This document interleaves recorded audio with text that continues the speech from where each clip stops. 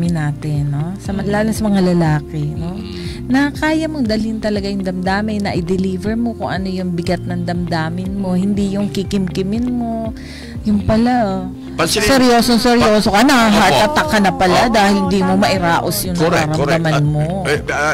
Papunta sana ako doon sa sinabi mong heart attack. Kasi, pansinin ho ninyo, karamihan ng mga nagkakasakit sa puso, yung mga kinikimkim yung kanilang damdamin. Kaysa sa yung sinishare niya, yung kanyang damdamin o feelings. Masama na ang loob niya. Kinikimkim pa rin niya, ayaw niyang i-share.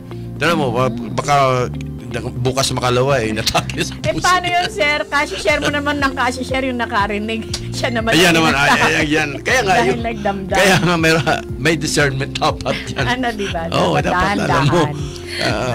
Huwag mo sabihin kung sa palagay mo hindi talaga makakatulong sa yung damdamin.